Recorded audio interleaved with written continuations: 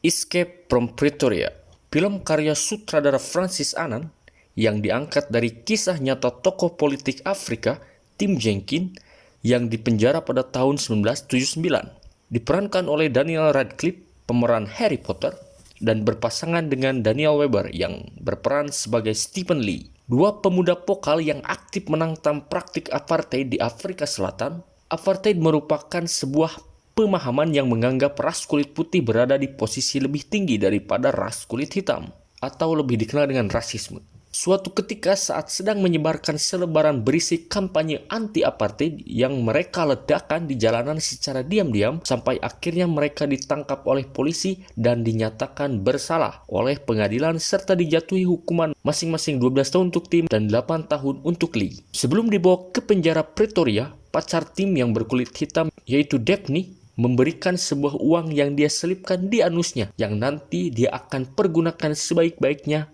saat percobaan kabur. Tim dan Lee pun dibawa ke penjara Pretoria, yaitu sebuah penjara dengan keamanan yang sangat ketat, tempat di mana para tahanan politik diasingkan. Mereka ditempatkan di ruangan tahanan dengan 2 lapis pintu baja dan wajib mengikuti aturan di sana.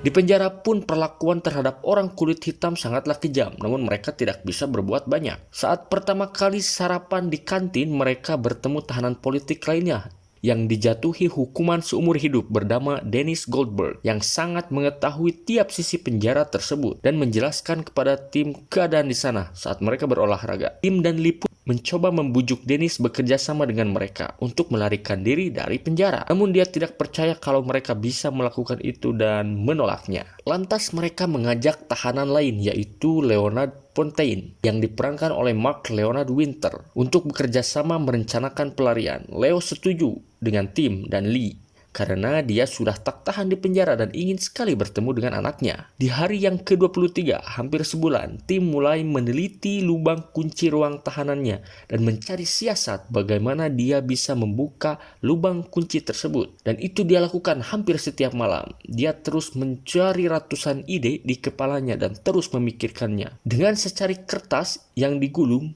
Tim mencoba mengukur berapa kedalaman lubang kunci itu dan berencana membuat kunci dari kayu. Setelah memberitahu rencananya pada Lee dan Leo,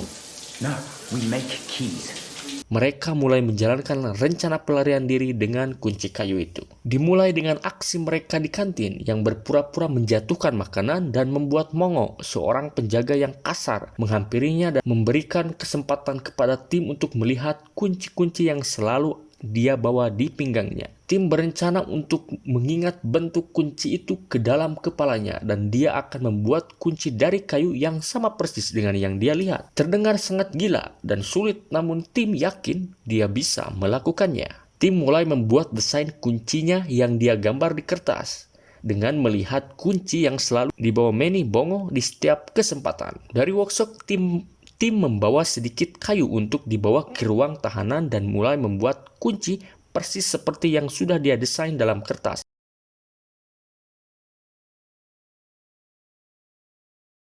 Dan mulai mencoba membukanya di lubang kunci pintu baja tersebut dengan perlahan. Dan benar saja Tim mampu membuka pintunya. Dia sangat senang, namun ternyata pintu lapis kedua hanya bisa dibuka dari luar saja. Tidak ada lubang dari dalam. Tim pun menceritakan kepada Lee dan Leo kalau dia berhasil membukanya. Namun mereka harus mencari ide lain bagaimana caranya membuka pintu satu lagi yang harus dibuka dari luar. 100 hari berlalu, Tim membuat kunci dan mencoba membuka pintu lapis kedua dari luar saat mereka sedang membersihkan koridor ruang tahanan. Mereka bekerja sama dengan Leo berjaga jikalau ada orang yang datang dan Tim mulai menjalankan aksinya. Dia mampu membuka pintu tersebut. Namun ketegangan dimulai saat penjaga datang dan Tim tanpa sengaja mematahkan kunci kayunya. Mereka sangat panik dan untungnya mereka tidak ketahuan meski Tim meninggalkan posisi pintu bar yang terkunci. Mongo sempat curiga, namun Tim kembali beruntung. Esok harinya, Leo bertemu dengan anaknya, namun hanya membiarkan dia mengobrol sebentar dengan anaknya. Dia sangat marah karena pihak penjara hanya memberinya sedikit kesempatan untuk bicara dan membuatnya semakin ingin segera keluar dari penjara. Mongo selalu curiga pada mereka bertiga, namun dia belum punya bukti. Saat mereka bertiga sedang bicara untuk lebih berhati-hati lagi, tanpa sengaja Lee yang mendapatkan ide bagaimana cara membuka pintu dari sebelah luar, yaitu dengan menggunakan kayu pembersih lantai yang sedang dipegang oleh Leo. Dan mereka mengukurnya apakah bisa menjangkau lubang dari sisi lain dari arah jendela. Tim mendapatkan ide dengan cara memberikan kayu tambahan yang bisa diputar dan dia langsung membuatnya di workshop. Dan saat malam hari tiba, dia segera mencoba inovasinya. Sangat sulit dilakukan dan penuh hati-hati, bahkan kuncinya sempat jatuh. Namun dia bisa mengambilnya dengan bantuan permen karet. Dan akhirnya kembali tim bisa membuka pintunya. Keesokan paginya, tim langsung memberitahu Lee dan Leo, dan mereka sangat gembira. Sepertinya jalan mereka semakin terbuka, katanya. Mereka mulai membuat rencana pelengkap, karena pada nyatanya pintu yang harus mereka buka sangatlah banyak. Jadi mereka tiap harinya meneliti kebiasaan para penjaga dan mempelajari kebiasaan yang dilakukannya tiap hari. Mereka sempat mengajak penghuni lain untuk melarikan diri, namun mereka tidak percaya dengan ide tim dan lebih memilih untuk tinggal di penjara daripada ketahuan yang pastinya hukumannya akan lebih berat. Tiap hari mereka selalu mencari celah di setiap kesempatan. Bagaimana cara mereka mendapatkan baju yang akan mereka pakai saat keluar agar tidak mencurigakan. Dan mereka bekerja sama dengan seorang kulit hitam yang bekerja di penjara tersebut dengan memberikan tim peta luar penjara agar mereka tahu kemana harus lari saat mereka berhasil keluar. Di hari yang ke-296, Mongo sempat menakut-nakuti tim jika dia mencoba untuk merencanakan sesuatu. Tapi tim tidak pernah menyerah. Di saat malam, Tim dan Leo memulai percobaan pertama mereka untuk keluar. Di saat jam malam, saat seorang penjaga yang gemuk kebagian berjaga. Tim tahu kelemahan penjaga itu yang selalu buang air dan gerakannya yang lambat. Satu demi satu pintu dibuka saat penjaga itu mengecek ruang tahanan satu persatu. Tim hanya meletakkan bantal yang diselimuti seakan mereka sedang tertidur. Dan Lee bertugas untuk memberi kode jika si penjaga selesai mengecek semua ruang tahanan. Hanya tinggal beberapa pintu sel yang tersisa untuk dibuka dan percobaan harus diakhiri, lalu mereka kembali ke ruang tahanan dan harus menutup pintu kembali agar tidak ketahuan. Keesokan paginya hal tidak terduga terjadi. Saat ada razia ruang tahanan, dan kepala polisi yang ada di sana mengecek semua barang di ruangan dan menemukan potongan kunci kayu milik Tim. Si polisi bertanya, "Benda apakah ini?" Dan Tim dengan cepat menjawab, "Ini hanya untuk stand foto agar berdiri." Untungnya dia tidak curiga dan membiarkan Tim, walaupun dia berkata sebelum pergi kalau dia mencurigai sesuatu dan dia akan mencari tahu apa yang direncanakan Tim. Tim terkena panic attack karena hampir ketahuan. Karena itu, Tim mencari tempat lain untuk menyembunyikan kunci-kuncinya yang sudah dia buat. Hampir setiap malam mereka mencoba membuka semua pintunya sampai akhirnya mereka benar-benar siap untuk keluar dari sana dan yakin sudah mengetahui seluk-beluk penjara setelah puluhan kali percobaan dan mereka siap untuk keluar. Untuk terakhir kalinya mereka mengajak penghuni lain dan mengatakan kebebasan ada di tangan kita dan inilah satu-satunya kesempatan untuk keluar. Namun kembali mereka termasuk Dennis Goldberg tidak mau mengambil risiko.